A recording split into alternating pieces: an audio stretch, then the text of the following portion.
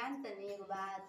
ना हम नहीं जाना तो बोला रतिया के बाद तब नहीं की जाना। तो हम नहीं जानते रात भर हम सुतीला न बैठते उनके दिन भर हम रात जग्गा करी ला की जाने। बारात आई रहो। अच्छा हाय गोई रहुआ। के रात में अपन मां से मिल ले। के है भणवा हां हां। अच्छा राती भर कई लड़किया के भाई ना हाँ खूब बढ़िया से इनके कोहे देले बान।